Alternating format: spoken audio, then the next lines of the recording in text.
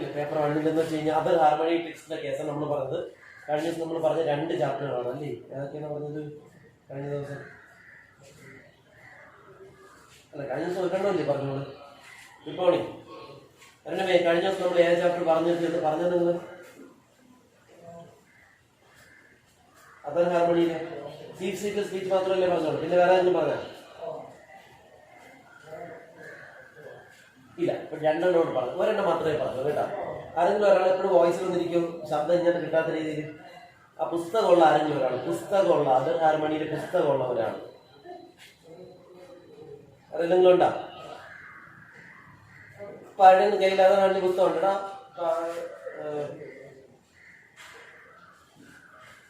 പുസ്തകമുള്ളവരെ ഒരാൾ എടുക്കാം, എടുത്തിരുന്നാൽ മാത്രമേ പറയാൻ പറ്റുള്ളൂ. ഗൈഡ് ഉണ്ട്, ഗൈഡ് ഉണ്ടെങ്കിൽ അതെടുത്ത് വെച്ചാലും മതി. 2ാമത്തെ ചാപ്റ്റർ എന്ന് പറയുന്നത് വോയിസ് ഓഫ് ഹ്യൂമാനിറ്റി എന്ന ചാപ്റ്ററാണ്. രവീന്ദ്രനാഥ് ടാഗോറിന്റെ ചാപ്റ്ററാണ് voice of humanity. Voice of ഹ്യൂമാനിറ്റിയും നമ്മൾ നേരത്തെ പറഞ്ഞ ചാപ്റ്റർ പോലെ തന്നെ എപ്പോഴും പരീക്ഷയ്ക്ക് സ്ഥിരമായിട്ട് അതിനൊരു അനോട്ടേഷൻ ചോദിക്കാറുണ്ട് വോയിസ് ഓഫ് ഹ്യൂമാനിറ്റി. കാരണം രവീന്ദ്രനാഥ് ടാഗോറിന്റെ chapter. Rabindranath Tagore 1913 Nobel prize മേടിച്ച വ്യക്തിയാണ്. ഗീതാഞ്ജലി എന്ന് പറയുന്ന പുസ്തകത്തിന് നൊബേൽ പ്രൈസ് മേടിച്ച വ്യക്തിയാണ്. നൊബേൽ പ്രൈസ് മേടിക്കുന്ന വ്യക്തിയുടെ പ്രത്യേകത എന്തെന്ന് ചോദിക്കുന്നെങ്കിൽ വെൽ ക്വാളിഫൈഡ് ആയിരിക്കും അദ്ദേഹം. അതാണ് പ്രത്യേകത. നൊബേൽ പ്രൈസ് മേടിച്ചതുകൊണ്ട് വെൽ ക്വാളിഫൈഡ് ആയ വ്യക്തിയാണ് നമ്മുടെ രവീന്ദ്രനാഥ്. അദ്ദേഹത്തിന് ഭയങ്കര ഇഷ്ടമാണ് ഒരു ഈ എഴുത്ത് എന്നത് അദ്ദേഹത്തിന് വളരെയധികം ഇഷ്ടപ്പെട്ട ഒരു കാര്യമാണ്. എഴുത്തിന് അദ്ദേഹത്തിന്റെ ഭാഷ ഒരു പ്രത്യേക രീതിയിലുള്ള ഭാഷയാണ് അദ്ദേഹത്തിന് യൂസ് ചെയ്യുന്നത്. ആ ലാംഗ്വേജിനെ വിളിക്കുന്ന പേര് തന്നെ പോയറ്റിക് ലാംഗ്വേജ് എന്നാണ്. അദ്ദേഹത്തിന്റെ ഭാഷയെ വിളിക്കുന്ന പേരാണ് പോയറ്റിക് ലാംഗ്വേജ്. എന്താണ് പോയറ്റിക് ലാംഗ്വേജ് എന്ന് വെച്ച് കഴിഞ്ഞാൽ, എന്താ പോയറ്റിക് ലാംഗ്വേജ്? ഈ കവിതാത്മകമായ ഭാഷയാണ്. വോയിസ് ഓഫ് ഹ്യൂമാനിറ്റി എന്ന വാക്കിന്റെ മലയാളം മാനുഷികതയുടെ ശബ്ദം എന്നാണ്. മാനുഷികതയുടെ ശബ്ദം. ഈ പാഠത്തില് ഇദ്ദേഹം പറയുന്നത്, ഇദ്ദേഹം യൂറോപ്പിൽ ചെന്ന് അവതരിപ്പിച്ച ഒരു സ്പീച്ചിന്റെ രീതിയിലാണ്. അദ്ദേഹം സ്പീച്ചിന്റെ രീതിയിലെ സ്പീച്ചാണ്. യൂറോപ്പിലെത്തി അദ്ദേഹം അവതരിപ്പിച്ച ഒരു സ്പീച്ചാണ്. അദ്ദേഹം പറയുന്നത്, ആ സ്പീച്ചിൽ പറയുന്നത്, പണ്ട് കാലത്തും ഞാൻ യൂറോപ്പിൽ വന്നിട്ടുണ്ട്. അന്ന് കുട്ടിക്കാലത്ത് അല്ലയോ ഗ്രേറ്റ് യൂറോപ്പേ, നിന്നെ എനിക്ക് മനസ്സിലാക്കാൻ സാധിച്ചില്ല. നിങ്ങൾ ഇവിടുത്തെ ജനങ്ങളെല്ലാം തന്നെ വളരെ മഹാന്മാരാണ്. നിങ്ങൾ ഇവിടുത്തെ ഒരുപാട് കാര്യങ്ങൾ വളരെയധികം ഉന്നതി ചെയ്യുന്നു എന്നാണ് പറയുന്നത്. അപ്പോൾ അദ്ദേഹം പറയുന്ന ഒരു ഡയലോഗ് ഒരിക്കലും മറക്കരുത്. ഒരു സെക്കൻഡ് വീക്ക്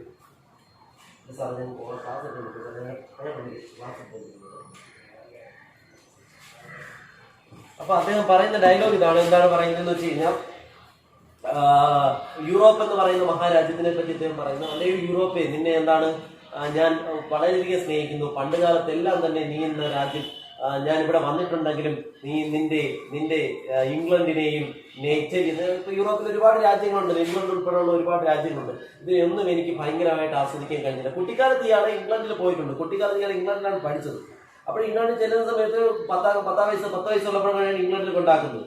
ഇംഗ്ലണ്ടിൽ കൊണ്ടാക്കുമ്പോൾ ചേട്ടൻ ഇംഗ്ലണ്ടിൽ കൊണ്ടാക്കിയിട്ട് പോയി. ഇയാൾക്കാണെങ്കിൽ ഇംഗ്ലണ്ടിൽ നിന്ന് എങ്ങനെയെങ്കിലും ഇന്ത്യയിലേക്ക് വന്നാൽ മതി. കാരണം ഞങ്ങൾക്ക് ഒരു ഫീലിങ്സ് ഉണ്ടായി. ഫീലിങ്സിന്റെ പേരാണ് നൊസ്റ്റാൾജിക് ഫീലിങ്സ്. നമ്മൾ വേറെ എവിടെയെങ്കിലും പോകുമ്പോൾ വീട്ടിലേക്ക് വരണം അല്ലെങ്കിൽ നാടും വീടും ഒക്കെ ആഗ്രഹം തോന്നുന്നതിനെ വിളിക്കുന്ന പേരാണ് ഗൃഹാതുരത്വം അഥവാ നൊസ്റ്റാൾജിക് ഫീലിങ്സ് എന്ന് പറയുന്നത്. ഇയാൾക്ക് ഭയങ്കര നൊസ്റ്റാൾജിക് ഫീലിങ്സ് ഉണ്ടായിട്ട് ഇയാൾ ആഗ്രഹം എന്ന് വെച്ച് കഴിഞ്ഞാൽ എങ്ങനെയെങ്കിലും ഇയാൾക്ക് നാട്ടിലോട്ട് വരണം അന്ന് കുട്ടിക്കാലത്ത്. അതാണ് പറയുന്നത്. ഇയാൾ പറയുന്നത്, അല്ലയോ യൂറോപ്പേ, പണ്ട് ഞാൻ ഇവിടെ വന്നപ്പോൾ എനിക്ക് ഒരിക്കലും നിന്നെ ആസ്വദിക്കാനായിട്ട് കഴിഞ്ഞില്ല. നാട്ടുകാരെയാണ് പറയണം. എല്ലാവരുടെയും ഭയങ്കര ബഹുമാനത്തോടു കൂടിയും ഇതിന്റെ ഭാഷ എന്ന് പറയുന്നത് വളരെ പോയറ്റിക്കാണ്, വളരെയധികം. അതുകൊണ്ട് കട്ടി ലാംഗ്വേജാണ് ആ പുസ്തകത്തിൽ ഉപയോഗിച്ചിരിക്കുന്നത്. അപ്പോൾ ഇദ്ദേഹം യൂറോപ്പിൽ ചെന്ന് ഇംഗ്ലണ്ടിനെ പറ്റിയും പണ്ട് അവിടെ വന്നതിനെ പറ്റിയൊക്കെ ഇദ്ദേഹം പറയുന്ന ഡയലോഗ്. പണ്ട് നിങ്ങൾ വളരെ ക്രിയേറ്റീവായ ഒരുപാട് കാര്യങ്ങൾ ആ കാലഘട്ടത്തിൽ ഇവിടെ ചെയ്തിട്ടുണ്ടായിരുന്നു ഞാനിവിടെ വരുന്ന സമയത്ത്. പക്ഷെ അന്നൊന്നും എനിക്ക് അതിനെ ആസ്വദിക്കാൻ കഴിഞ്ഞില്ല. കാരണം ഞാൻ വളരെ അന്ന് കുഞ്ഞായിരുന്നു. അതുകൊണ്ട് എനിക്ക് ആസ്വദിക്കാൻ കഴിഞ്ഞില്ല. പിന്നീട് ഇപ്പൊ ഞാൻ വന്നപ്പോൾ നിങ്ങൾ ആകെ മാറിയിരിക്കുന്നു. അന്നത്തെ നിന്ന് ഒരുപാട് മാറിയിരിക്കുന്നു. ഒരുപാട് ഫാക്ടറീസ് ഒക്കെ ഇവിടെ കെട്ടി ഉയർത്തിയിരിക്കുന്നു. ഇതിന്റെയൊക്കെ ആവശ്യം നിങ്ങൾക്ക് എന്താ? നിങ്ങൾ വേറെ ലോകത്തിൽ നിങ്ങൾ എത്തിച്ചേരുക. നിങ്ങൾ ഈ ഗ്ലോബലൈസേഷൻ അല്ലെങ്കിൽ ഇൻഡസ്ട്രിയലൈസേഷൻ, വ്യവസായവൽക്കരണവും ഇങ്ങനെയുള്ള കാര്യങ്ങൾക്കാണ് ഇപ്പൊ മുൻതൂക്കം നൽകുന്നത്. ഇതിനെല്ലാം നിങ്ങൾ മാറ്റിമറിക്കുക. നിങ്ങളുടെ ആ പണ്ടത്തെ സൗന്ദര്യബോധം, എസ്തറ്റിക് സെൻസിൽ നിങ്ങൾ കൊണ്ടുവരിക എന്നൊക്കെ അദ്ദേഹം ഇംഗ്ലണ്ടിനെ പറ്റി പറയുന്നത്. യൂറോപ്പിനെ പറ്റി പണ്ടത്തെ യൂറോപ്പ് ഇപ്പോഴത്തെ യൂറോപ്പ് എന്നുള്ള വ്യത്യാസം പറയുന്നതിന് പേരാണ് വിളിക്കുന്നതാണ് ഈ പാഠം. എനിക്ക് ഈ പാഠത്തിൽ വരാവുന്ന ക്വസ്റ്റ്യൻസ് എസ് എ നമ്മൾ അനോട്ടേഷൻസ് കൂട്ടിച്ചേർത്താൽ എസ് എ ആവും. ഈ പാഠത്തിൽ സ്ഥിരം ചോദിക്കുന്ന അനോട്ടേഷൻ ഞാൻ പറയാം, നോക്കിയിരിക്കുന്നത്. ആദ്യത്തെ അനോട്ടേഷൻ ഒന്ന് വായിക്കും. ആരാണ് പുസ്തകം എടുത്തോണ്ടിരിക്കുന്നത്? എന്റെ ചെയ്യുന്ന പുസ്തകങ്ങളെല്ലാം നിങ്ങൾ മേടിച്ചോളൂ. പുസ്തകം നോട്ടും എല്ലാം നിങ്ങളായിരിക്കുന്നത്. പറയും ഫസ്റ്റ് അനോട്ടേഷൻ ആരുടെ പേര്?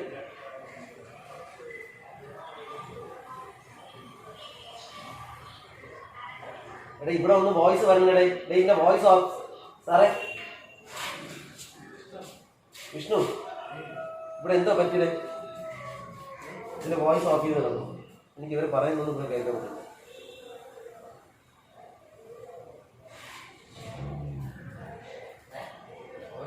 ഇവിടെ വോയിസ് കേൾക്കില്ലല്ലോ.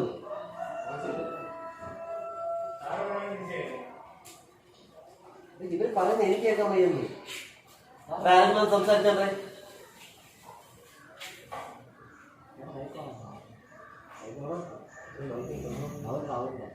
ആരെങ്കിലും മൈക്കോണാക്കിയേ?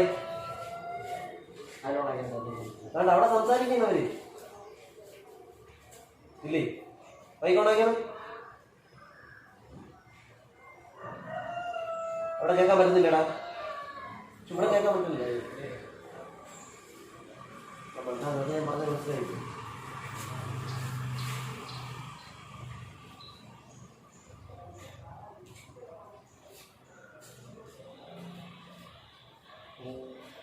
ഇപ്പൊ ഒന്ന് പറഞ്ഞേ.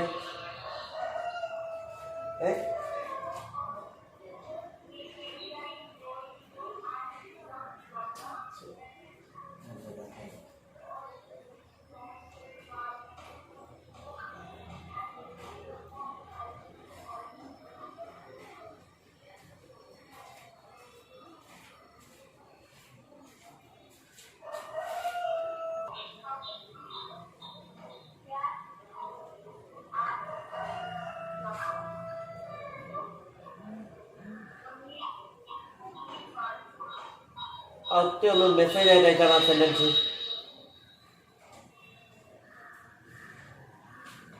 ആദ്യത്തെ കുറച്ച് ഒന്ന് മെസ്സേജ് ആയിട്ട് അയച്ചാൽ.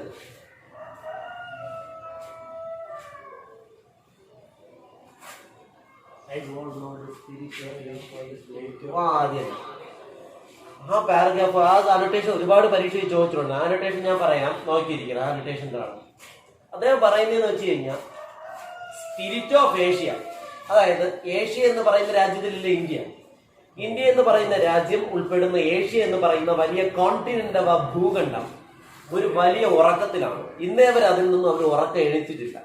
പക്ഷെ നിങ്ങളാകുന്ന യൂറോപ്പ് എന്ന് പറയുന്ന മഹാരാജ്യത്തിന്റെ പ്രത്യേകത, ഇന്ത്യ എന്ന് പറയുന്ന രാജ്യം ഏഷ്യ എന്ന് പറയുന്ന ഭൂഖണ്ഡം സ്ലംബറിലാണെന്നാണ് പാരഗ്രാഫ് പറഞ്ഞത്. സ്ലംബർ എന്ന് വെച്ച് കഴിഞ്ഞാൽ ഉദ്ദേശിക്കുന്നത് സ്ലംബർ ഉറക്കം, ഗാഠനിദ്രയിലാണ്. ആ ഗാഠനിദ്രയിൽ നിന്നും ഇന്നേ വരെ ആരും ഉറക്കം എണീറ്റില്ല. ഏഷ്യ എന്ന് പറയുന്ന രാജ്യം ഏഷ്യ എന്ന് പറയുന്ന ഭൂഖണ്ഡം ഉറക്കം എണീറ്റില്ല. അതായത് ഇന്ത്യയും ഉറക്കം എണീറ്റിട്ടില്ല. പക്ഷെ നിങ്ങളെന്ന് പറയുന്ന രാജ്യം ഇത്രയും കൂടുതൽ ഒരുപാട്, നിങ്ങൾ ശ്രദ്ധിച്ചുണ്ടാ യൂറോപ്പിന്റെ പ്രത്യേകത, ലോകത്തിലെ ഏറ്റവും വലിയ സയന്റിസ്റ്റ് വളർന്ന രാജ്യം ഏത്? യൂറോപ്പ്. ലോകത്തിലെ ഏറ്റവും വലിയ എഴുത്തുകാരൻ വളർന്ന രാജ്യം യൂറോപ്പ്. ലോകത്തിലെ ഏറ്റവും വലിയ ഹ്യൂമനിസ്റ്റ് വളർന്ന രാജ്യം, ഫിലാന്ത്രോപിസ്റ്റ് വളർന്ന, എല്ലാത്തിലും ഏറ്റവും ബെസ്റ്റ് ആൾക്കാരുള്ള രാജ്യം യൂറോപ്പാണ്. അതുകൊണ്ടാണ് അദ്ദേഹം അങ്ങനെ പറയുന്നത്, അല്ലയോ യൂറോപ്പേ, നിന്റെ പ്രത്യേകത എന്തെന്ന് വെച്ചാൽ നീ എപ്പോഴും ഉറക്കത്തിൽ നിന്നും ഉണർന്നിരുന്ന് എപ്പോഴും ശക്തമായി പ്രവർത്തിച്ചു കൊണ്ടിരിക്കുന്നു. എന്നാൽ എന്റെ ഭൂഖണ്ഡമായ ഏഷ്യ ഒരിക്കലും ഇതിൽ നിന്നും ഉണർന്നിട്ടില്ല. ആ പാരഗ്രാഫ് നിങ്ങൾ ആരാണ് പഠിപ്പിച്ചതെന്ന് എനിക്ക് അറിഞ്ഞുകൂടാ. ഭംഗിയായിട്ട് പഠിച്ചു വെച്ചിരിക്കുക, ഉറപ്പായിട്ട് പരീക്ഷയ്ക്ക് ചോദിക്കും.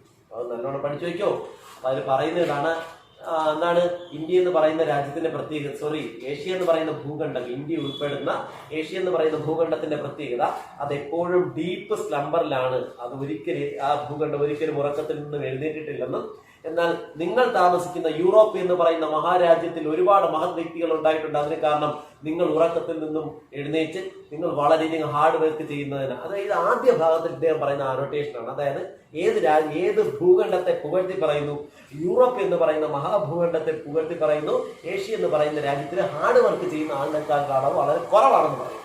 മനസ്സിലായ ഒന്നാമത്തെ പാരഗ്രാഫ്. ഞാനല്ല അനോട്ടേഷൻ എഴുതുന്നത്, അതുകൊണ്ട് നിങ്ങൾക്ക് തന്നിരിക്കുന്ന ബുക്കിൽ എന്താണ് തന്നിരിക്കുന്നത് എന്ന് എനിക്ക് പറയാൻ പറ്റൂല. എനിക്ക് ഈ ഐഡിയ പറഞ്ഞു തരാനേ പറ്റുള്ളൂ. നിങ്ങൾ ജസ്റ്റ് ഒന്ന് വായിച്ച് നോക്കിയിട്ട് പറയുക. അപ്പോൾ അത് കംപ്ലീറ്റ് ആണ്. ഒന്നാമത്തെ അനോട്ടേഷൻ എല്ലാവർക്കും മനസ്സിലായല്ലോ? നന്നായിട്ടാ വിനായക ഇതിനകത്തുണ്ടാ വിനായക അനോട്ടേഷൻ നന്നായിട്ട് പഠിച്ചു. വിനായക ഒന്ന് മെസ്സേജ് ചെയ്യൂ. അപ്പോൾ അനോട്ടേഷൻ നന്നായിട്ട് പഠിച്ചു വയ്ക്കുക. ഞാനല്ല ചാപ്റ്റർ പഠിപ്പിച്ചത് കൊണ്ട് എനിക്ക് ചാപ്റ്ററിനെ പറ്റി നിങ്ങൾക്ക് പറഞ്ഞു തരാനേ പറ്റുള്ളൂ. പറഞ്ഞേട്ടാ.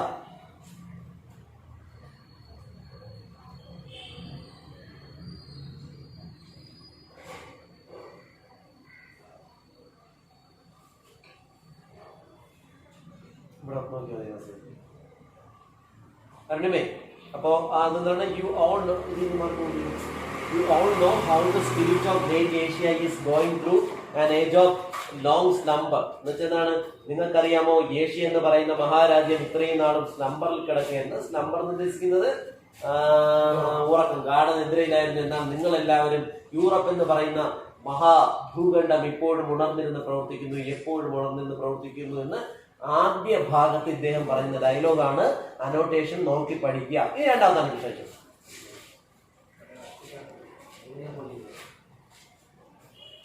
രണ്ടാമത്തെ അനോട്ടേഷൻ അയക്കുക. ഇമ്പോർട്ടന്റ് അനോട്ടേഷൻ മാത്രം ഞാൻ പറയാം.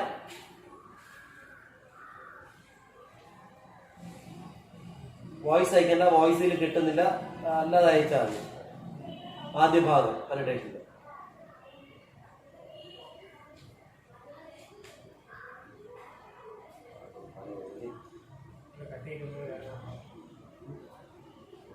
അതെ, ഇനിയിപ്പോ 20 മിനിറ്റ് ഇപ്പൊ തന്നെ ആയി.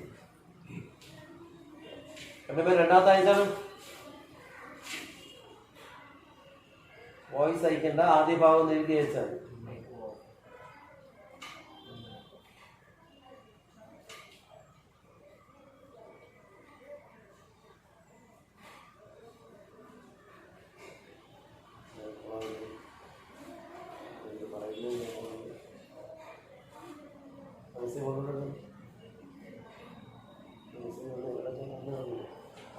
അടുത്ത ക്വസ്റ്റ്യൻ.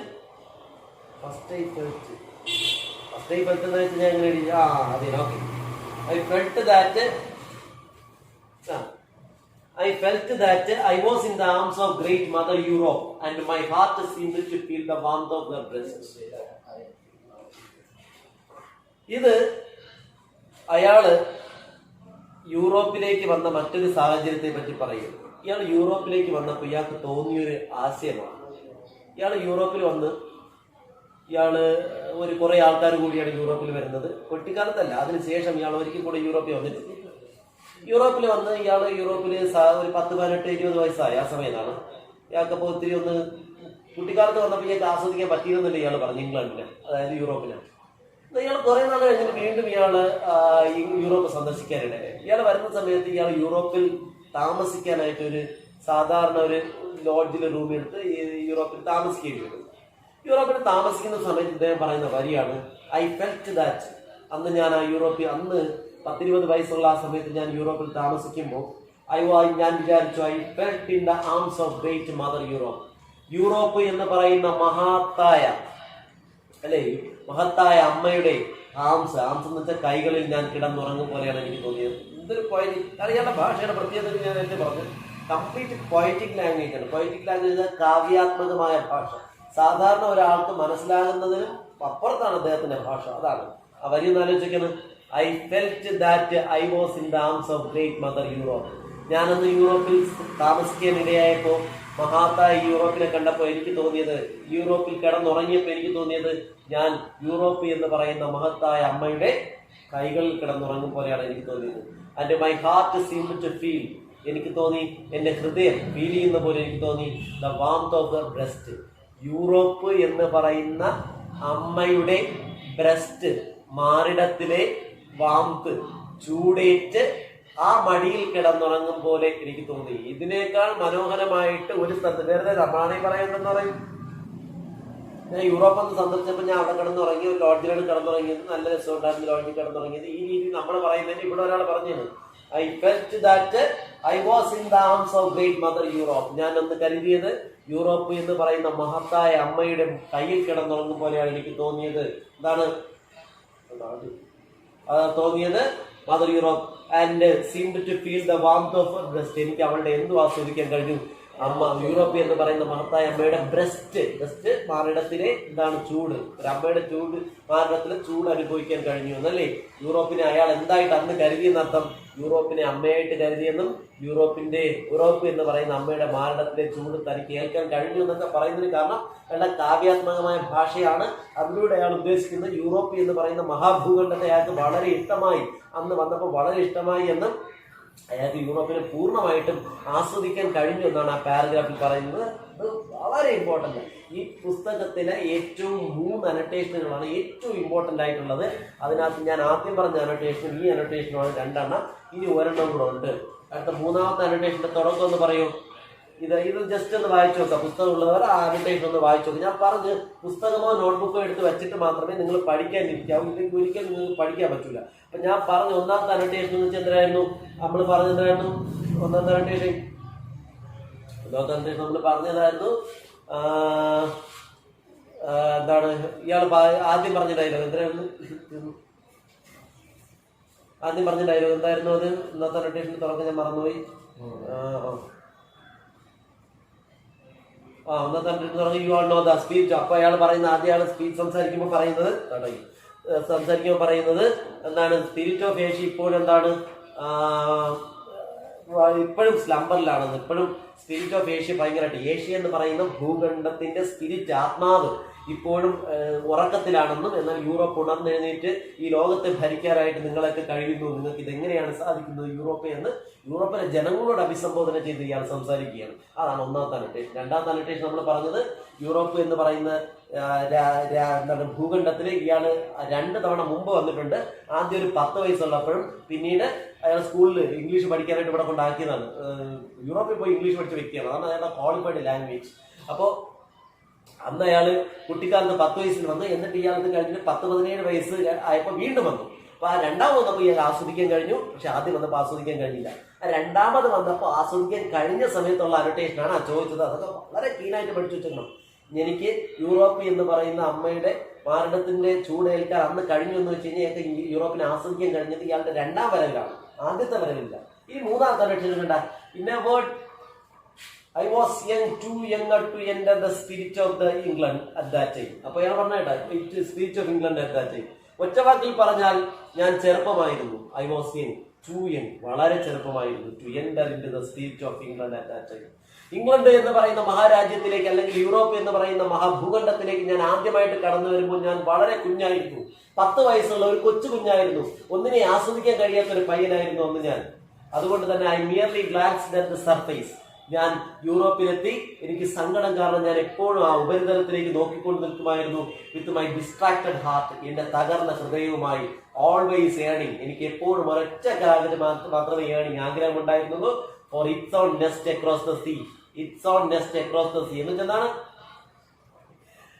കടലിനപ്പുറത്തേക്കുള്ള എന്റെ സ്വന്തം കൂടിലേക്ക് ഞാൻ ഇങ്ങനെ എപ്പോഴും കണ്ണും നട്ടിരിക്കുമായിരുന്നു ഞാൻ കുട്ടിക്കാലത്ത്. അർത്ഥം പറയാമെങ്കിൽ, സിമ്പിളായിട്ട് പറയുകയാണെങ്കിൽ, ആദ്യം ഇംഗ്ലണ്ടിലേക്ക് വരുന്ന സമയത്ത് ഇയാൾക്ക് എപ്പോഴും ആഗ്രഹം എങ്ങനെയെങ്കിലും തന്റെ സ്വന്തം കൂടായ ഇന്ത്യ എന്ന് പറയുന്ന തന്റെ നെസ്റ്റിലേക്ക്, കൂടിലേക്ക് തിരിച്ചു പോകാനായിട്ടായിരുന്നു ആഗ്രഹം. കാരണം ഇയാളെ ബാധിച്ചിരുന്ന കാര്യമായിരുന്നു നോസ്റ്റാൾജിക് ഫീലിങ്സ്. ഗൃഹാതുരത്വം എന്ന് പറയുന്ന സംഭവം ഇയാളെ ഒരുപാട് ബാധിച്ചിരുന്നു. അതുകൊണ്ട് തന്നെ ഇയാൾക്ക് ഭയങ്കര ആഗ്രഹം എങ്ങനെയെങ്കിലും തനിക്ക് എങ്ങോട്ട് തിരിച്ചു പോകണം, ഇംഗ്ലണ്ടിലേക്ക് തിരിച്ചു പോകണം എന്നുള്ള, ഇന്ത്യയിലേക്ക് തിരിച്ചു പോകണം എന്നുള്ള ആഗ്രഹമായിരുന്നു കുട്ടിക്കാലത്തുണ്ടായിരുന്നത്. നോസ്റ്റാൾജിക് ഫീലിങ്സ് ബാധിച്ച ഇയാള്. അപ്പോൾ ഒരു കാലഘട്ടത്തിൽ ഇയാളുടെ പ്രത്യേകത നമ്മൾ പറഞ്ഞു. ഇയാൾക്ക് അങ്ങനെയായിരുന്നു ആഗ്രഹം ഏറ്റവും കൂടുതൽ ഉണ്ടായിരുന്നത്.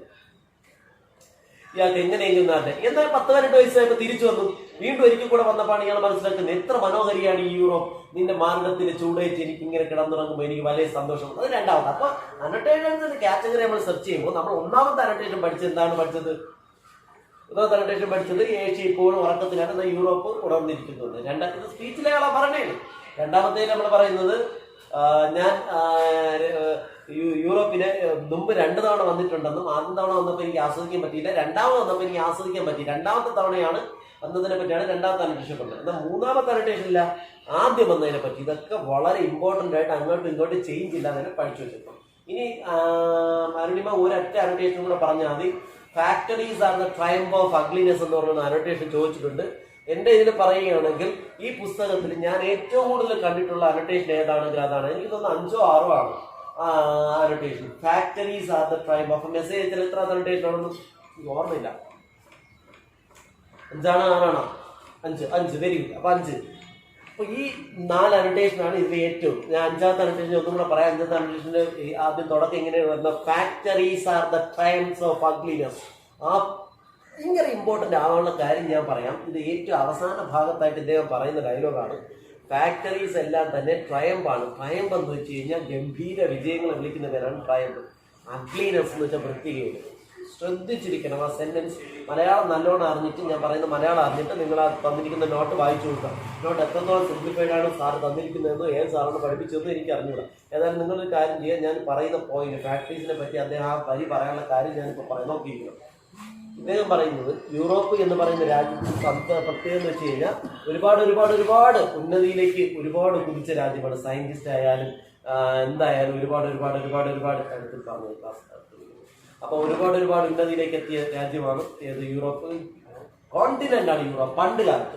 അപ്പോൾ പണ്ട് കാലത്ത് യൂറോപ്പിനെ പറ്റി ഇദ്ദേഹം കേട്ടതും, ഇദ്ദേഹം ആ 18ാമത്തെ വയസ്സിൽ ഇവിടെ 2ാമത്തെ തവണ വരുമ്പോൾ യൂറോപ്പിൽ വളരെ മനോഹരമായിട്ടുള്ള ആശയങ്ങളായിരുന്നു എല്ലാം ഇദ്ദേഹം പണ്ട് കാലത്ത് കണ്ടുകൊണ്ടിരുന്നത്. ഇതൊക്കെ കണ്ടിട്ട് പെട്ടെന്ന് ഇയാൾ എന്ത് ചെയ്തു? എവിടേക്ക് തിരിച്ചെത്തി? യൂറോപ്പിൽ നിന്ന് മടങ്ങി തിരിച്ചു പോയി. എന്നാൽ ഇദ്ദേഹം ഇപ്പൊ വരുന്നു. ഇപ്പോ ഇദ്ദേഹത്തിന്റെ 10-45 വയസ്സ് സമയത്ത് ഇദ്ദേഹം വരുന്ന സമയത്ത് എല്ലായിടത്തും ഫാക്ടറീസ് ഒക്കെ കെട്ടിപ്പൊക്കി. ഒന്നും എന്താണ് ഇവിടെ പ്രത്യേകത? 2 രീതിയിലുള്ള വികസനമുണ്ട്. ഒന്ന് സ്പിരിച്വൽ ആയിട്ടുള്ള വികസനമായിരുന്നു പണ്ടുണ്ടായിരുന്നത്. എന്നാൽ ഇപ്പൊ എന്ന് വെച്ച് കഴിഞ്ഞാൽ എന്താണ് പ്രത്യേകത? നമ്മുടെ ഈ ഫിസിക്കലും ഉണ്ട്, സ്പിരിച്വലും ഉണ്ട്. പണ്ട് ഇയാൾ വന്നപ്പോൾ ഇയാൾക്ക് ഇംഗ്ലണ്ടിനെ ആസ്വദിക്കാൻ കഴിഞ്ഞു. ഇയാൾ പറയുന്നതിന്റെ കേസ് എന്ന് വെച്ചാൽ പണ്ട് ഇയാൾക്ക് ഇംഗ്ലണ്ടിന്റെ സ്പിരിറ്റ് മനസ്സിലായി. കാരണം ഇംഗ്ലണ്ട് അല്ലെങ്കിൽ യൂറോപ്പ് അന്ന് സ്പിരിച്വൽ ആയിട്ടുള്ള ആത്മീയപരമായ വികസനമായിരുന്നു പണ്ടുണ്ടായിരുന്നത്. ഡെവലപ്മെന്റ് എല്ലാം സ്പിരിച്വൽ ആയിരുന്നു. എന്നാൽ ഇപ്പൊ ഇയാൾ വന്ന് ഈ സ്പീച്ച് അവതരിപ്പിക്കുന്ന സമയത്ത് ഏറ്റവും അവസാനം ഇയാൾ കളിയാക്കൊണ്ട് പറയുന്നത്, നിങ്ങൾ ഇത്രയും വലിയ വികസനങ്ങളെല്ലാം ഫിസിക്കലായിട്ടുള്ള വികസനങ്ങൾ ഇവിടെ ഉണ്ടാക്കിയിട്ടുണ്ട്, അതിനൊന്നും ഉള്ളില്ല. അതായത് നിങ്ങൾ ഈ ഉണ്ടാക്കിയിരിക്കുന്ന ഫാക്ടറീസ് ആർ ദ ട്രയംബ്. നിങ്ങൾ വിചാരിക്കുന്നത് ഇത് ട്രയംബാണെന്ന്. പക്ഷെ ഞാൻ പറയുന്നു it is the triumph of ugliness. Ugliness എന്ന് വെച്ചാൽ വൃത്തികേടിന്റെ ട്രയംബ്. മനസ്സിലായ? അത് വളരെ ഇമ്പോർട്ടൻ്റ് ആണ് അദ്ദേഹം പറയുന്നത്. അപ്പൊ എന്താണ് പറയുന്നത്? Factories are the triumph. Factories, നിങ്ങൾ വിചാരിക്കുന്ന ഫാക്ടറീസ് എല്ലാം തന്നെ ട്രയംബ് ആണെന്നാണ് നിങ്ങൾ പറയുന്നത്. എന്താണ് ട്രയംബ്? വിജയമാണെന്നാണ് നിങ്ങളുടെ ധാരണ. പക്ഷെ ഞാൻ പറയുന്നു അത് ട്രയംബ് ഓഫ് അഗ്ലിനെസ് ആണ്, വൃത്തികേടിന്റെ വിജയമാണ് നിങ്ങൾ ഈ ഫാക്ടറീസ് എല്ലാം എന്ന് ഞാൻ പറയും. അനോട്ടേഷൻ വളരെ ഇമ്പോർട്ടൻ്റ് ആണ്. ഈ 4 അനോട്ടേഷനാണ് ഇത് ഏറ്റവും കൂടുതൽ ചോദിച്ചുള്ളത്. ഇതാണ് ഏറ്റവും കൂടുതൽ ചോദിച്ചുള്ളത്. ഇനി നിങ്ങൾക്ക് ഡൗട്ട് ഉണ്ടെങ്കിൽ ചോദിക്കുക. ഈ ചാപ്റ്ററിൽ ഞാൻ പറഞ്ഞത് ഇദ്ദേഹം യൂറോപ്പിലേക്ക് ചെന്ന് അവതരിപ്പിക്കുന്ന ഒരു സ്പീച്ചാണ്. അപ്പൊ നമ്മൾ ഇന്ന് പഠിച്ചത് 2ാമത്തെ ചാപ്റ്റർ ഏതാണ്? വോയിസ് ഓഫ് ഹ്യൂമാനിറ്റി എന്ന് പറയുന്ന ചാപ്റ്ററിൽ ഇമ്പോർട്ടൻ്റ് ആയിട്ടുള്ള അനോട്ടേഷൻസ് 3 ഞാൻ പറഞ്ഞിട്ട് 4 പറഞ്ഞു. ഒന്നാമത് പറഞ്ഞത് മറ്റേ ഏഷ്യ ഡീപ്സ് നമ്പറിലാണെന്ന് പറയുന്നത്. 2 ഇയാൾ 2ാമത്തെ തവണ ഇവിടെ വരുമ്പോൾ യൂറോപ്പിൽ വരുന്ന സമയത്ത് ഇയാൾക്ക് യൂറോപ്പിനെ ആസ്വദിക്കാൻ കഴിഞ്ഞു എന്നുള്ളതും. 3ാമത്തെ അനോട്ടേഷൻ എന്ന് വെച്ച് കഴിഞ്ഞാൽ ഇയാൾ വളരെ കുട്ടിയായിരുന്നപ്പോൾ ഇംഗ്ലണ്ടിൽ വന്ന് പഠിക്കാൻ പറ്റുന്ന സമയത്ത് ഇയാൾക്ക് എപ്പോഴും നാട് കാണാനായിരുന്നു ആഗ്രഹം. അതിനെപ്പറ്റിയും ലാസ്റ്റ് പറഞ്ഞത് എന്തിനെ പറ്റി എന്താണ് ഇയാളുടെ വലിയൊരു ആഗ്രഹത്തെ പറ്റി. നിങ്ങൾ വിചാരിക്കുന്ന ഈ ഫാക്ടറികളൊന്നും തന്നെ എല്ലാം അഗ്ലിനെസിന്റെ ഇതാണെന്ന് പറയുന്നു. ഇതാണ് പറഞ്ഞത്. ഇതാണ് നമുക്ക് ഈ പേപ്പറിൽ ഇത്രയാണുള്ളത് എന്ന് ഓർമ്മിച്ച് വെച്ചു. എന്തൊക്കെ ഡൗട്ട് ഉണ്ടെങ്കിൽ ചോദിക്കും.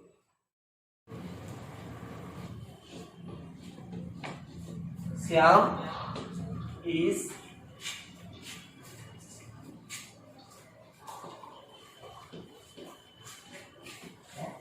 smarter than Anu. കഴിഞ്ഞ ദിവസങ്ങളിലെ ഗ്രാമർ ക്വസ്റ്റ്യൻ ഒക്കെ ആണെങ്കിൽ ഒരുപാട് ചോദിച്ചൊരു ചോദ്യമാണ് ശ്യാം ഈ സ്മാർട്ടർ ദാൻ അരുൺ എന്ന് പറയുന്ന ഈ ക്വസ്റ്റ്യൻ. പേരുകളൊക്കെ മാറ്റി ചോദിക്കും, ഈ ഡിഗ്രിയും ചോദിക്കും. എന്നിട്ട് പറയുന്നത് ഇതിനെ പോസിറ്റീവ് ഡിഗ്രിയിലോട്ട് മാറ്റാനാണ്. എവിടെ മാറ്റാനാണ്?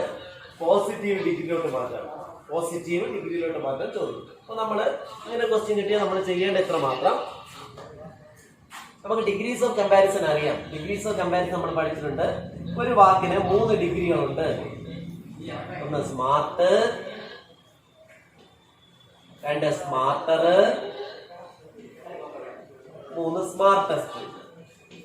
സ്മാർട്ട് എന്നത് 7 ഡിഗ്രിയാണ്. പിന്നെ ഒരു കാര്യം പറയേണ്ടത്, കുറേ ഗ്രാമർ ക്ലാസ്സുകൾ ഞാൻ പല സ്ഥലങ്ങളിലും എടുത്തത് എന്നെ കിടപ്പുണ്ട്. അപ്പോൾ നിങ്ങൾ വേണമെന്നുള്ളവർ വാട്സപ്പിൽ ചെയ്ത് നിങ്ങൾക്ക് അത് ഒരുപാട് ഉപയോഗമായിരിക്കും. ഞാൻ PSC സെന്ററിന് വേണ്ടി എടുത്താണ്. അപ്പോൾ വാട്സപ്പിൽ ഞാൻ ചെയ്തുതരുന്നത്.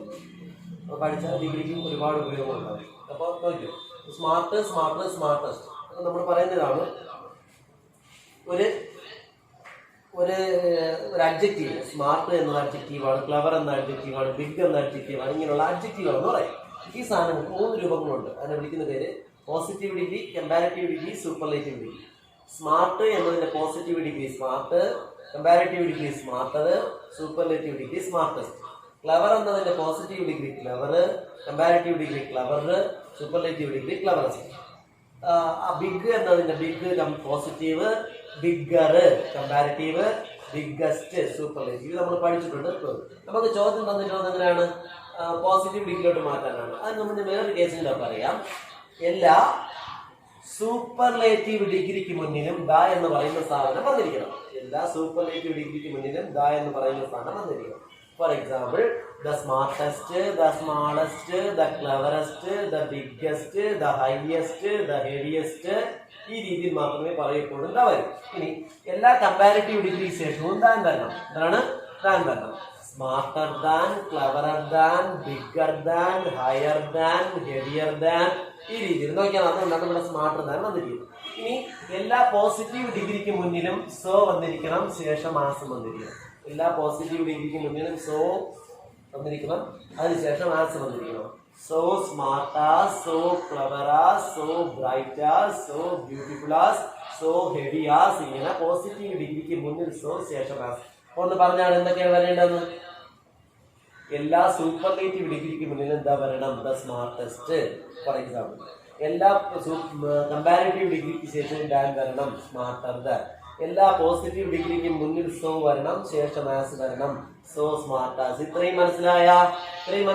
ഒന്ന് പറയൂ, ഇത്രയും മനസ്സിലായോ എന്ന് പറഞ്ഞ് യെസ്. എന്താണ് ഒരു ക്ലിയർ എന്തെങ്കിലും പറയൂ. എല്ലാ പോസിറ്റീവ്, ഓക്കെ യെസ്. വേറെ ആരെങ്കിലും കൂടെ പറ. Positive degree, comparative degree, superlative ഡിഗ്രിയിൽ പോസിറ്റീവ് ഡിഗ്രിക്ക് മുന്നിൽ സോ വരും, ശേഷം ആസ് വരും. For example, so clever as. ഇനി കമ്പാരിറ്റീവ് ഡിഗ്രിക്ക് ശേഷം ദാൻ വരും. അപ്പൊ എങ്ങനെ വരും? Cleverer than. ഇനി സൂപ്പർലേറ്റീവ് ഡിഗ്രിക്ക് മുന്നിൽ ദ വരും, ദ ക്ലവറസ്റ്റ്. ഈ രീതിയിൽ മാത്രമേ പറയാവൂ. അപ്പൊ നമുക്ക് മനസ്സിലായി നമ്മൾ പോസിറ്റീവ് ഡിഗ്രി എഴുതാനായിട്ടുള്ളത് തന്നെ. അപ്പൊ നമുക്ക് പോസിറ്റീവ് ഡിഗ്രി പറഞ്ഞാണ് സ്മാർട്ടറിന്റെ പോസിറ്റീവ് ഡിഗ്രിയാണ് സ്മാർട്ട്. ഇതിനാണ് സ്മാർട്ട്. അപ്പൊ സ്മാർട്ട് എഴുതിയേ. ഇനി അതിന് മുമ്പ് സോ വരണം, ശേഷം ആസ് വരണ്ടേ? ഇത്രയും മനസ്സിലായ എല്ലാവർക്കും? അപ്പൊ ആൻസർ എന്തൊക്കെ വരും? സോയും വരും, സ്മാർട്ടും വരും, ആസും വരും. അപ്പൊ സോ സ്മാർട്ട് ആസ് എന്ന് കിട്ടിയ. ഇനി ഇതിന്റെ അർത്ഥം ഒന്ന് പറയാം. Shyam is smarter than Arun എന്നല്ലേ പറഞ്ഞത്? പോസിറ്റീവ് ഡിഗ്രിയുടെ പ്രത്യേകത എന്ന് വെച്ച് കഴിഞ്ഞാൽ പോസിറ്റീവ് ഡിഗ്രി എല്ലായ്പ്പോഴും നെഗറ്റീവ് മാനറിൽ എഴുതാം. ഏത് മാനറിൽ? നെഗറ്റീവ് മാനറിൽ. അതായത് എപ്പോഴും നോ എന്ന വാക്കോ നോട്ട് എന്ന വാക്കോ ചേർത്ത് മാത്രമേ എഴുതാൻ പറ്റൂ. ഓർമ്മിച്ചു വെക്കുക. പോസിറ്റീവ് ഡിഗ്രി എല്ലായ്പ്പോഴും നെഗറ്റീവ് മാനറിൽ എഴുതാവൂ എന്ന നിബന്ധനയുണ്ട്. അതുകൊണ്ട് തന്നെ എപ്പോഴും അതിന് നോയോ നോട്ടോ ചേർക്കാം. ഇതിന്റെ അർത്ഥം എന്താണ്? Shyam is smarter than Arun. എന്നതിന്റെ ശ്യാം അരുണിനേക്കാൾ സ്മാർട്ടർ ആണ് എന്നാണ് ഇതിന്റെ അർത്ഥം. നമുക്കിതിനെ എന്താക്കുമ്പോ പോസിറ്റീവ് ഡിഗ്രി ആക്കുമ്പോ നെഗറ്റീവ് മാനർ വരണ്ടേ? ഇപ്പോൾ അരുണിനെ ഇപ്പുറത്ത് കൊണ്ടുവന്നിട്ട് ഈ രീതിയിൽ പറയണം. എന്താണ് ഇവിടുത്തെ അർത്ഥം? Shyam is smarter than Arun എന്നല്ലേ? ഇത് നമ്മൾ പോസിറ്റീവ് ഡിഗ്രി ചെയ്യുമ്പോ അരുണ് ശ്യാമിന്റെ അത്ര സ്മാർട്ട് അല്ല, നോട്ട് വരണം. അരുണ് ശ്യാമിന്റെ അത്ര സ്മാർട്ട് അല്ല. അത് ഇപ്പുറത്ത് കൊണ്ടുവന്നിട്ട് എഴുതാം. അപ്പൊ ഞാൻ അങ്ങോട്ട് അരുണിന്റെ ഇപ്പുറത്ത് കൊണ്ടുവന്നേ എഴുതി അരുൺ അല്ല എന്നുള്ളതിന് എന്തെഴുതും? ഈ സെന്റിന് നോട്ട് എഴുതിയാ പോലെ എന്ന് പറഞ്ഞാണ് Arun is not so smart as. ആരുടെ അത്ര? ശ്യാമിന്റെ അത്ര. അപ്പൊ ആൻസർ എങ്ങനെ വന്നു? Arun is not so smart as Shyam. ആദ്യം നിങ്ങൾ ആലോചിക്കാറുള്ളത് ഇങ്ങനെ ക്വസ്റ്റ്യൻ കിട്ടി കഴിഞ്ഞാൽ നമുക്ക് ഇങ്ങനെ ഒരു സൂപ്പർലേറ്റീവ് ഡിഗ്രിയോ ഇരുപത്തായി എന്നിട്ട് ഒരാളെ മറ്റൊരാളായിട്ട് കമ്പയർ ചെയ്യുന്ന രീതി ഇങ്ങനെ ചോദിക്കും. അപ്പൊ നമ്മൾ ആദ്യം സ്മാർട്ട് എഴുതി, അതിന്റെ പോസിറ്റീവ് ഡിഗ്രി എഴുതി, എന്നിട്ട് സോയും ആസും കിട്ടേ. അപ്പൊ സോ സ്മാർട്ടാസ് എന്ന് കിട്ടിയേ. ഇനി നമ്മൾ ചെയ്യാറുള്ളത് അപ്പുറത്ത് എടുക്കുന്ന സാധനത്തിന് ഇപ്പുറത്ത് കൊണ്ടുവരണം. അപ്പൊ എന്തെഴുതി? അരുൺ കൊണ്ടുവന്നു. അരുണ് കൊണ്ടുവന്നാ എന്നിട്ട് ഇത് നെഗറ്റീവ് മാനറിൽ എഴുതാൻ പറ്റൂ. നെഗറ്റീവ് മാനറിൽ എഴുതുമ്പോൾ എന്തെങ്കിലും നോട്ട് ചേർത്തല്ലേ പറ്റൂ. അപ്പൊ അപ്പുറത്ത് കൊണ്ടുവന്നിട്ട് അരുൺ ആരുടെ അർത്ഥം? ഇതിന്റെ അർത്ഥം എന്താ? ശ്യാം അരുണിനേക്കാൾ സ്മാർട്ടാണ് എന്നല്ലേ? അപ്പൊ ആരാണ് സ്മാർട്ട്? ശ്യാമാണ്. ഇവിടെ എത്തുമ്പോഴും ആ മീനിങ് തന്നെ എത്തണം, എന്നാൽ നെഗറ്റീവ് മാനറും വരണം. മീനിങ് എങ്ങനെ ആക്കിയത്? അരുണ് ശ്യാമിന്റെ അത്ര സ്മാർട്ട് അല്ല. അതിന്റെ അർത്ഥം എന്താണ്? അരുണ് ശ്യാമിന്റെ അത്ര സ്മാർട്ട് എന്ന് വെച്ചാൽ ശ്യാമല്ലേ സ്മാർട്ട്. ഇവിടെയും ശ്യാം തന്നെ സ്മാർട്ട്, ഇവിടെയും ശ്യാം തന്നെ സ്മാർട്ട്. അപ്പൊ രണ്ടിന്റെ അർത്ഥത്തിന് വ്യത്യാസം ഉണ്ടാ? അർത്ഥത്തിന് വ്യത്യാസമില്ല, പക്ഷെ ഏതിന് വ്യത്യാസമുണ്ട്? ഡിഗ്രിയിൽ വ്യത്യാസമുണ്ട്. അപ്പൊ ഈ രീതിയിലാണ് ചെയ്യുന്നത്. നല്ലോണം ഈ ക്വസ്റ്റ്യൻ ഓർമ്മിച്ച് വെച്ചിരിക്കുക. ഞാനിവിടെ ചോദ്യം എടുത്തിടാം, അത് ചെയ്യണം. Ram is more brilliant than Ravi. ഒന്ന് ചെയ്താണ് അത് ഞാൻ പറഞ്ഞ രീതിയിൽ. ഇത് ഡിഗ്രിയാണ് കിടക്കുന്നത്. More brilliant. കണ്ട, നമ്മൾ പഠിച്ചിട്ടുണ്ട് smart, smarter, smartest, clever, clever, cleverest അല്ലേ. ഇവിടെ തന്നിരിക്കുന്നത് ബ്രില്യന്റ് ആണ്. ബ്രില്യന്റിന്റെ 3 വാക്കുകൾ ബ്രില്യന്റ്, ബ്രില്യന്റർ, ബ്രില്യൻസ് എന്നല്ല. അങ്ങനെ സെൻസ് ഇല്ല. ബ്രില്യന്റിന്റെ കമ്പാരിറ്റീവ് ഡിഗ്രി മോർ ബ്രില്യന്റും, സൂപ്പർലേറ്റീവ് ഡിഗ്രി മോസ്റ്റ് ബ്രില്യന്റും ആണ്. മനസ്സിലായോ? അപ്പൊ brilliant, more brilliant, most brilliant. അടുത്ത പറയാനുള്ള എന്താണ്? Beautiful, more beautiful, most beautiful. ഇങ്ങനെയല്ലേ പറയാൻ പറ്റും. ചിലതിന്റെ കൂടെ കമ്പാരിറ്റീവ് ഡിഗ്രി, സൂപ്പർലേറ്റീവ് ഡിഗ്രി ഉണ്ടാക്കാനായിട്ട് മോർ, മോസ്റ്റ് നമ്മൾ ചേർക്കുന്നു സാധാരണ ചിലതിന്റെ കൂടെ. അപ്പൊ നമുക്ക് ഇവിടെ മനസ്സിലായത് ഈ രീതിയിലാണ്. അപ്പൊ നമ്മൾ മനസ്സിലാക്കുക, ഇതിന്റെ ഒറിജിനൽ ആരാണ്? ബ്രില്യന്റ്, രണ്ടാമത്തത് മോർ ബ്രില്യന്റ്, മൂന്നാമത്തെ മോസ്റ്റ് ബ്രില്യന്റ്. അതായത് ഒറിജിനൽ ആരാണ്? ബ്രില്യന്റ്. ആ ബ്രില്യന്റ് ഇവിടെ കൊണ്ടുവന്നിട്ട് ഈ രീതിയിൽ എഴുതി പഠിച്ചാൽ പറഞ്ഞാൽ നമുക്ക് ആൻസർ ടൈപ്പ് ചെയ്തിട്ടാണ്.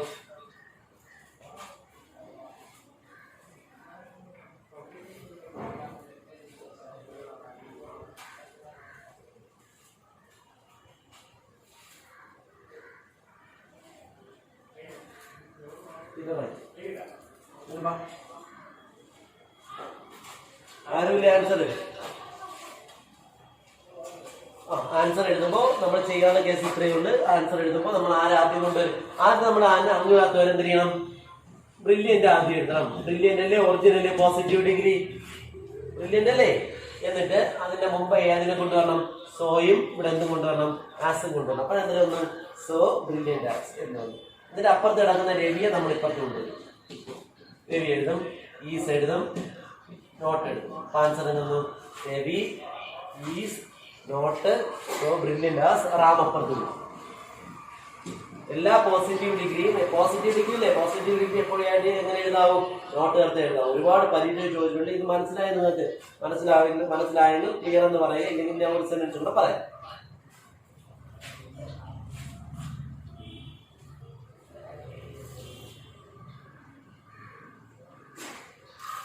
വേറെ ആരെങ്കിലും ഒരാളും കൂടെ പറ. ഈ രീതിയിലുള്ള ക്വസ്റ്റ്യൻസ് പരീക്ഷയിൽ സ്ഥിരം കമ്പാരിറ്റീവ് ഡിഗ്രി ചോദിക്കും. അതിന് എങ്ങോട്ടാക്കി മാറ്റാൻ? പോസിറ്റീവ് ഡിഗ്രി ആക്കി മാറ്റാനായിട്ട്.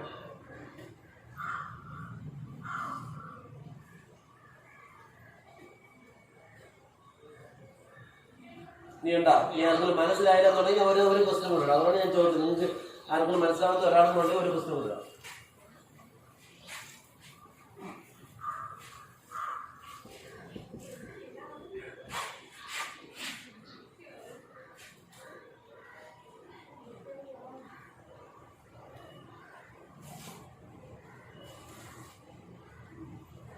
ഈ ക്വസ്റ്റ്യൻസ് എല്ലാം തന്നെ നിങ്ങൾ വീട്ടിൽ കൊണ്ടുപോയി നന്നായിട്ട് പ്രാക്ടീസ് ചെയ്ത് പഠിക്കും. പഠിച്ചില്ലെങ്കിൽ പിന്നെ ആകെ ബുദ്ധിമുട്ടാകും. അതുകൊണ്ട് നിങ്ങൾ പഠിക്കും കേട്ടോ. ഡൗട്ട് ഉണ്ടെങ്കിൽ അടുത്ത ദിവസം മുതൽ നിങ്ങൾ ഡൗട്ട് ഉണ്ടെങ്കിൽ ഈ ഒരു പോർഷൻ ഇങ്ങനെ പഠിപ്പിക്കുമെന്ന് പറഞ്ഞാൽ അതും കൂടെ നമുക്ക് പ്രാക്ടീസ് ചെയ്യാം.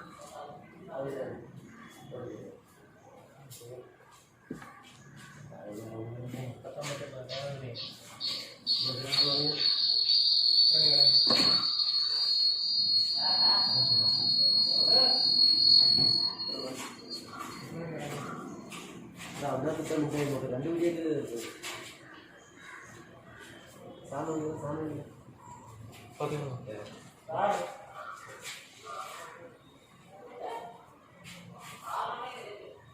ഈസ്റ്റ് 100.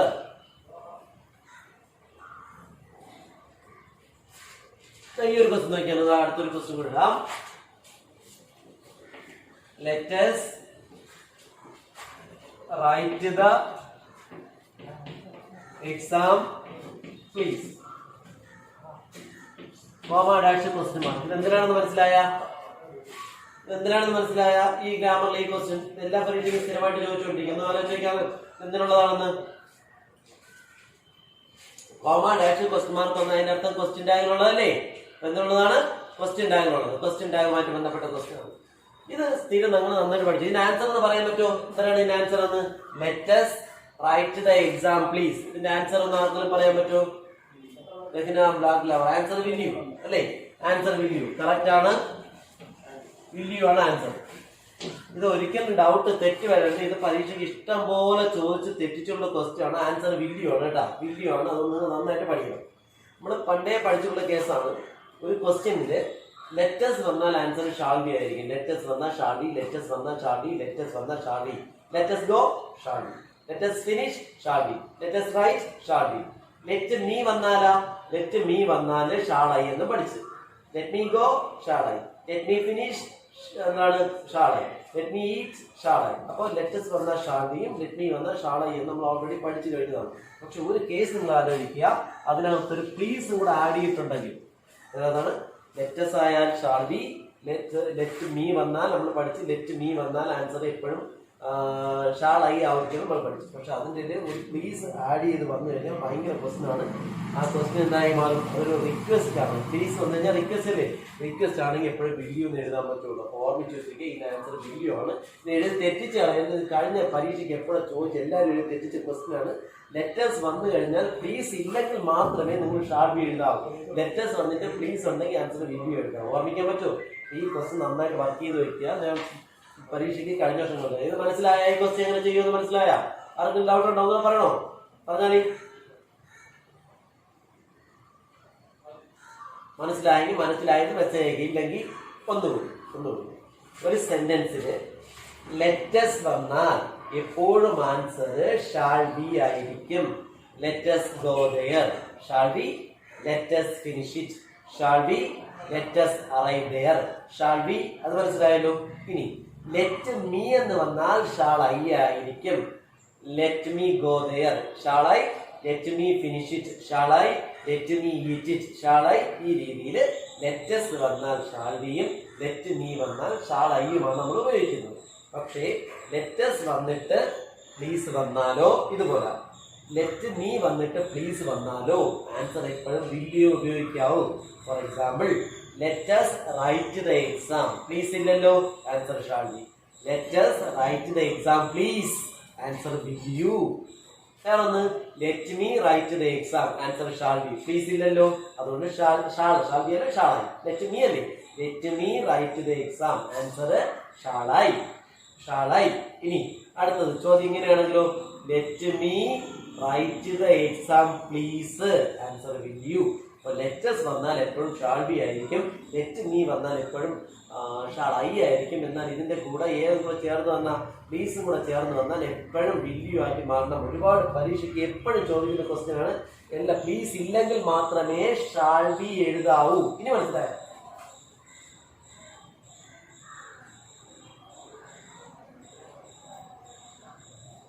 എവിടെയില്ലല്ലോ.